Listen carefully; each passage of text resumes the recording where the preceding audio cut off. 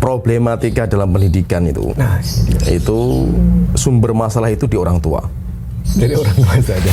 Orang tua itu lebih nakal lagi daripada anaknya. Lebih nakal lagi. Sehingga ada namanya kenakalan orang tua gitu loh. Ya, kan? Sebenarnya yang harus sekolah itu orang tuanya gitu loh, bukan anaknya. Anaknya itu hebat-hebat gitu loh. Nah, kamu harus mengikuti saya. Saya pengen kamu itu jadi ustadz gitu loh. Nah, kenapa? Gitu loh. Karena tadi saya dengar ceramahnya ustadz itu bagus sekali gitu. Nah, kamu harus jadi ustadz kan gitu. Yang menjadi masalah itu bukan keinginan baik orang tua. Orang tua itu baik. Pertanyaannya itu, apakah anak itu punya cita-cita seperti itu kan itu?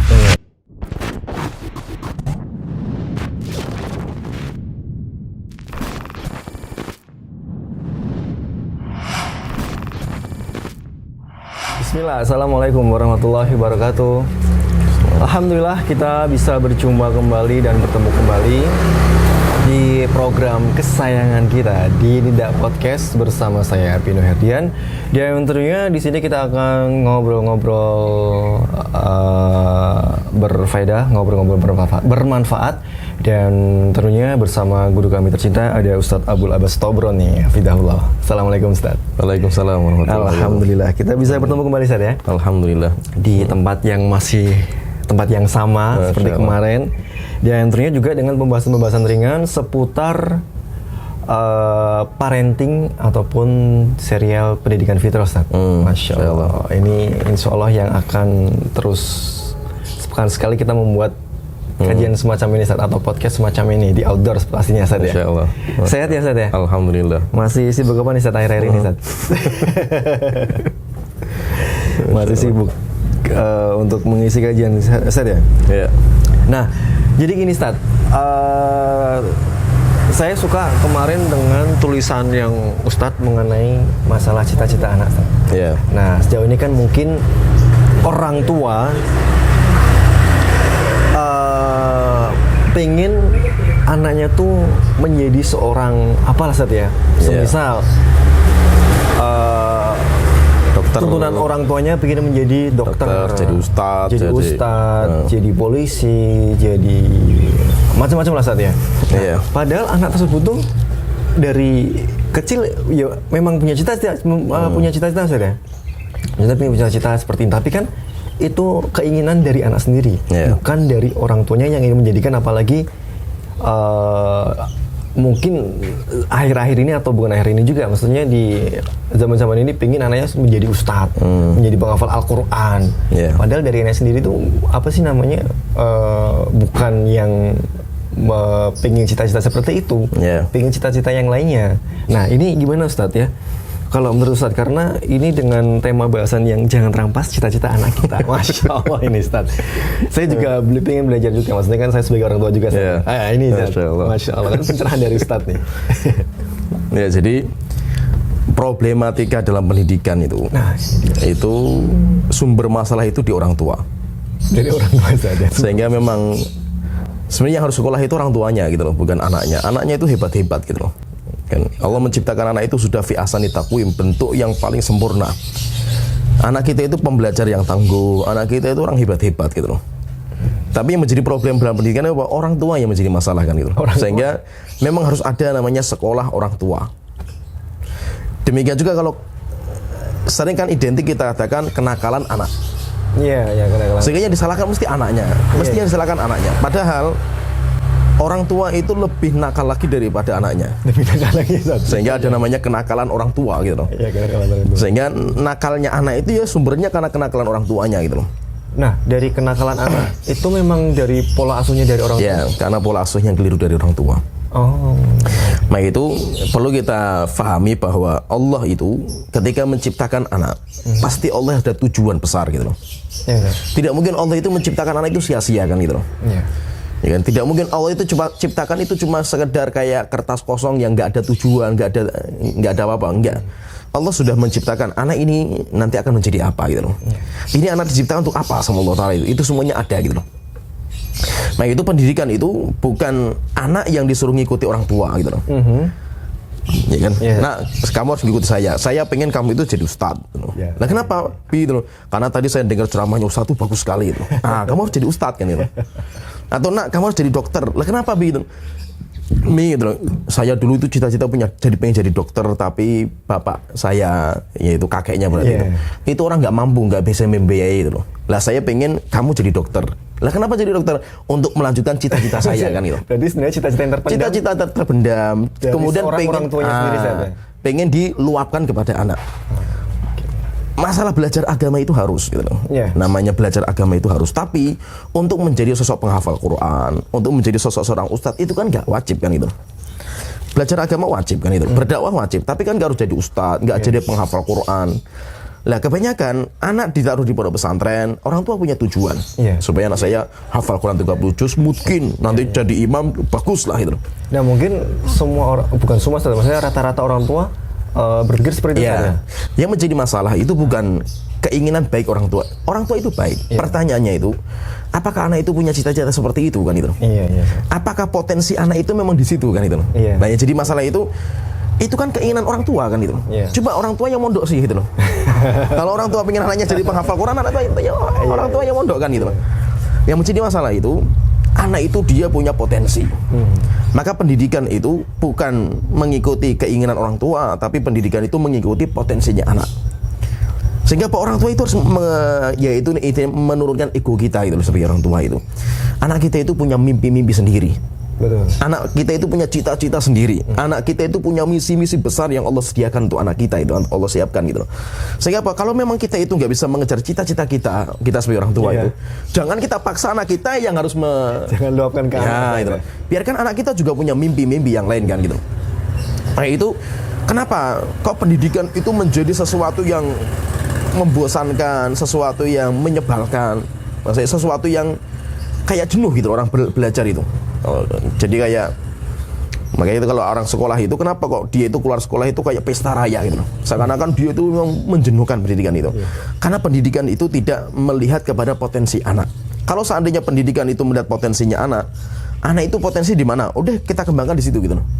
Niscaya apa? Pendidikan itu sangat asyik. Dan itu konsepnya Imam Al-Qayyim rahimahullah ta'ala. Sehingga pendidikan itu kalau kata beliau itu hendaknya namanya mendidik itu melihat kepada potensi yang Allah siapkan untuk anak kita apa dan kelebihan anak kita itu di mana itu. Nah, itu yang harus kita ikuti. Bukan orang tua itu harus memaksa anak ikuti saya kan itu. Cara melihat potensi anak tersebut. Sebenarnya kalau kita lihat itu, sekarang sudah banyak metode-metode kan seperti pakai sidik jari, kemudian pakai isei, macam-macam lah itu. Tapi sebenarnya orang tua itu paham sebenarnya itu. Kalau ditanya misal orang tuanya, ini anak bapak itu, anak ibu itu aktivitas yang paling menyenangkan itu apa gitu loh. Pasti dia itu tahu itu loh, aktivitas apa yang sangat menyenangkan gitu loh. Ketika anak itu dikasih banyak aktivitas akan ketahuan, cuma memang masalah pendidikan itu akhirnya apa? Tidak mengakui potensi itu gitu loh. Wes pokoknya anak itu, pokoknya itu harus ikuti saya. Menurut orang tua ya. Nah itu, sehingga itu yang jadi masalah dan banyak kita dapatkan itu. Kita itu kebanyakan di kita bahkan dalam sebuah survei di Indonesia itu hampir 80% lebih orang sekolah itu salah jurusan. Sekolah itu salah jurusan gitu. Sehingga ya ada di antara mereka yang cuma mengikuti keinginan orang tua gitu. Betul. Sehingga kita ingatkan bahwasanya pendidikan itu Allah itu sudah menyiapkan dalam diri anak itu sebuah misi besar. Allah itu ketika menciptakan anak yang sangat hebat fi ahsani taqwim, Allah itu tidak lupa gitu loh. Ini anak mau kemana jalannya kan itu. Sehingga biarkanlah anak kita itu menuju kepada jalan yang Allah siapkan kan itu. Bukan orang tua inginkan kan gitu. Nah itu kalau kita perhatikan kenapa Rasulullah SAW itu dalam mendidik itu tidak semua anak itu dipukul rata kan. Enggak semua anak itu harus jadi kayak Abdullah bin Abbas semua kan. Tidak. Abdullah bin Abbas didoakan supaya Allahumma faqihu fiddin wa alimhu ta'wil, wa Tuhanku berikan kepemahaman yang kuat terhadap anak ini kepada agamanya dan kuatkan dia tentang masalah tafsir. Abdullah bin Abbas menjadi pakarnya tafsir. Tapi ada anak yang lain, Rasulullah malah mendoakan dia itu supaya dia itu lebih bagus dalam masalah jihadnya. Ada anak juga yang didoakan sama Rasulullah untuk masalah bisnisnya itu. Seperti Anas bin Malik, doakan seperti itu. Sehingga kalau kita perhatikan Rasulullah itu zaman beliau itu, zamannya Rasulullah itu bisa menempatkan orang pada potensi dia masing-masing. Sehingga tidak dipukul rata semuanya harus jadi ustadz semuanya kan itu. Enggak, ada orang yang ditugaskan untuk jadi delegasi. Mus'ab bin Umair, Mu'ad bin Jabal, itu memang orang-orang pintar dalam berbicara, negosiasi pintar kan itu. Ada juga yang ditugaskan untuk menjadi penghafal Quran, pakarnya Al-Quran seperti Ubay bin Ka'ab. Ada yang masalah tafsir, ada yang masalah Abu Hurairah didoakan supaya kuat dalam masalah hadisnya. Ada juga yang masalah bahasanya seperti Zaid bin Thabit. Ada juga yang masalah jihadnya. Ada juga yang para sahabat malah disuruh dagangnya. Sehingga punya potensi masing-masing kan itu. Macam-macam berarti memang sesuai potensinya masing-masing ya. Sehingga marilah ayah bunda, bapak ibu, mari kita itu ya turunkan ego kita lah gitu loh. Kalau memang cita-cita Anda nggak tercapai, ya sudah nggak ada masalah lah. Ya kan? Biarkan anak Anda juga punya cita-cita lain kan itu. Iya betul. Ya kan? Jangan sampai cita-cita Anda yang terputus, yang tidak tercapai, Anda paksakan untuk dilanjutkan sama anak Anda gitu loh. Nah, jadi gini Ustaz, tugas kita sebagai orang tua kan itu mengarahkan saja. Ya, mengarahkan maksudnya untuk menjadi yang bermanfaat untuk anak-anak. Nah, gimana Ustaz caranya untuk? Jadi memang tugas orang tua itu kan pendidik. Tapi pendidik itu maksudnya apa? Pendidik itu kayak ibaratnya itu kayak petani. Petani itu kalau dia itu dapat bijinya itu biji padi, ya sudah kita harus terima bahwa nanti panennya itu ya panen padi kan itu. Tidak bisa kita paksa, harus saya itu pengen panen durian saya itu hari ini tuh. Dipaksa anak yang dia itu padi jadi durian, nggak bisa gitu loh. Ya paham ya, tergambar ya. Sehingga anak kita itu kayak biji yang punya bibitnya itu bibit sendiri-sendiri. Ada yang durian, ada yang jagung, ada yang padi, ada yang lombok gitu loh. Punya potensi sendiri-sendiri, karakter sendiri-sendiri kan gitu loh. Maka orang tua yang bijak itu adalah orang tua yang bisa mengetahui, oh ini biji padi anak saya yang ini. Oh ini anak saya yang ini biji durian ini. Ini biji lombok ini. Sehingga apa? Ya sudah saya terima, alhamdulillah saya diberikan anak seperti ini. Ya alhamdulillah gitu loh. Sehingga nanti panennya pun durian juga gitu loh. Panennya padi juga gitu loh. Sehingga apa? Orang tua itu membersamai, bukan memaksa anak untuk mengikuti keinginan orang tua gitu loh. Ya kan? Namanya kita pendidik itu memang kita harus mendidik anak, itu kewajiban. Allah telah berfirman, ku anfusakum wa ahlikum naro, jahdialah keluarga kalian, anak-anak kalian dari api neraka jahanam, itu kewajiban kan itu. Tetapi bukan berarti apa kita orang tua itu harus obsesi terlalu berlebihan gitu loh. Sehingga anak harus mengikuti semua keinginan orang tua itu. Ini jadi problem kan di sini kan itu. Iya. Secara memang mungkin enggak rata-rata tapi kebanyakan mayoritas di kita itu seperti itu. Cita-cita orang tuanya pengen dilakukan anaknya. Sehingga misalkan kenapa anak itu disuruh untuk mondok? Ini jadi masalah juga. Maksudnya itu tujuan asal Anda itu menyalahkan anak itu untuk apa gitu loh. Yo nanti biar anak saya jadi ustadz gitu. Pertanyaan, kalau nggak jadi ustadz, gagal rupanya jadi ustadz gitu. Anak saya bodoh berarti kan. Berarti tidak sesuai ekspektasi. Ya, jadi masalah seperti ini. Anda mondokkan anak itu bukan supaya anak jadi ustadz, bukan. Anak itu supaya belajar agama. Berarti untuk kita semisal mau memondokkan anak kita tuh yang paling penting tujuannya itu supaya anak kita belajar agama. Karena belajar itu kewajiban gitu. Jadi ustadz nggak wajib gitu. Jadi imam nggak wajib kan gitu. Yang wajib itu apa? Belajar agama. Itu wajib. Nanti anak saya mau keluar jadi apa? Terserah yang Allah siapkan kan. Yang penting apa? Yang penting bermanfaat kan gitu. Jadi maka dari awal itu harus kita itu harus lihat dulu anak kita itu mau kita bawa kemana kan gitu. Kalau kita itu punya keinginan anak saya pokoknya harus jadi ustadz, subhanallah rupanya anaknya itu potensinya nggak di situ gitu loh. Sehingga kalau suruh belajar di kelas itu mumet gitu loh, pusing, alasan terus kan gitu loh, sakit-sakitan dan yang lainnya lah gitu loh, bolos gitu loh. Rupanya apa? Anak itu sukanya dagang kan itu. Terus kalau suruh dagang luar biasa itu loh. Kenapa kok Anda itu nggak mengakui potensi dia kan itu? Nggak ada masalah sih anak saya menjadi seorang pedagang. Yang penting di pondok kan belajar agama, bukan untuk jadi ustadz kan gitu. Sekali, Sehingga nggak ada masalah sih anak saya menjadi pedagang, tapi nanti hartanya digunakan untuk membantu perjuangan Islam kan luar biasa kan gitu. Iya, luar biasa. Jadi nggak semua yang masuk ustadz itu, yang masuk surga itu hanya ustadz kan gitu. Bahkan semuanya para pedagang. Iya, yang penting apa? Semuanya itu wajib belajar. Iya, wajib belajar. Semuanya itu wajib berdakwah. Kalau ini kewajiban gitu. Sehingga kita mondokkan anak itu supaya dia belajar. Supaya nanti pulang itu dia bisa mendakwakan ilmunya. Apakah dia menjadi dokter, menjadi seorang mujahid, apakah dia menjadi seorang pengusaha, atau dia menjadi ustadz, ya nggak ada masalah kan gitu. Masya Allah. Penjelasan singkat ya, Masya Allah dari guru kami Ustadz Abu Abbas Tabrani. Jangan terampas cita-cita anak kita saat ini. Dan ini Insya Allah bakal berkelanjutan lagi. Dan ini saya tambahkan sebuah cerita-cerita ya. Ini beberapa cerita saja yang ada sebuah cerita, ini cerita nyata terjadi di Indonesia. Jadi ada seseorang yang dia itu dipaksa sama orang tuanya untuk jadi dokter.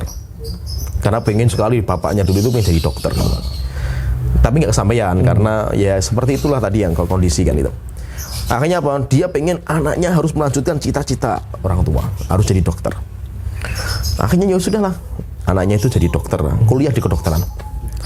Sampai lulus, sampai dia itu wisuda. Setelah wisuda, anaknya bunuh diri. Bunuh diri sih. Dia bunuh diri, dia loncat dari atas gedung, setelah itu jatuh meninggal itu. Kemudian dia nulis sebuah surat. Di surat itu, surat kan ditujukan kepada uminya kan. Umi, cita-cita Umi sudah saya tunaikan. Itu apa? Dokter. Ini ijazah sudah saya berikan kepada engkau gitu loh. Tapi kedokteran itu bagi saya seperti saya di penjara gitu loh. Karena jiwa saya nggak seperti itu kan itu. Akhirnya apa? Ya saya kuliah kedokteran itu hanya untuk memberikan ijazah ke Umi saja kan. Akhirnya apa? Dan itu kejadian. Bahkan ada kejadian nyata juga masa itu. Ada seseorang yang dia itu ya kuliah kedokteran lah itu. Sampai selesai. Tapi akhirnya apa? Dia tidak mau jadi dokter, jadi pengusaha. Jadi pengusaha, Masya Allah. Pengusaha. Ya sukses dia jadi pengusaha karena memang dia jiwanya jiwa pengusaha kan itu. Sehingga apa? Sehingga maksudnya di sini itu intinya ya Anda itu sebagai orang tua, marilah kita itu melihat potensi anak itu di mana kan gitu. Oh anak saya itu kok lebih hebat di dagangnya. Kalau suruh dagang, Masya Allah itu. Ya sudah, jadikan seorang pedagang. Yang penting apa? Anak kita bisa agama. Anak kita nanti akan berdakwah dan anak kita itu dia akan berjuang memperjuangkan Islam dari hartanya dia miliki. Anak kita kok rupanya sukanya tawuran, sukanya kelahi misalkan itu. Gak ada masalah, nggak usah khawatir gitu loh. Berarti apa? Kita tinggal arahkan saja gitu loh. Oh rupanya mungkin anak kita itu potensinya jadi seorang mujahid. Tinggal kita kuatkan iman dia, kuatkan ilmu agama dia. Insya Allah dia itu akan bisa membela Islam dari olah badan dia kan itu. Demikian juga orang yang dia itu lebih ahli ke bahasa, seperti Zaid bin Thabit, bahasa. Demikian juga nggak semuanya itu jadi kayak Superman lah gitu loh. Wes biarkanlah anak kita itu bukan Superman, anak kita itu super team. Terkadang apa yang menjadi problem kita itu, orang tua itu memaksakan anaknya itu kayak Superman gitu loh. Jadi kayak pengennya itu hadisnya kayak Syalbani, Masya Allah. Ilmu fikihnya kayak Syuuthaimin, kemudian nanti kalau khotibnya apa bacaan Qur'annya kalau saya Syair Rasul saya subias kan gitu.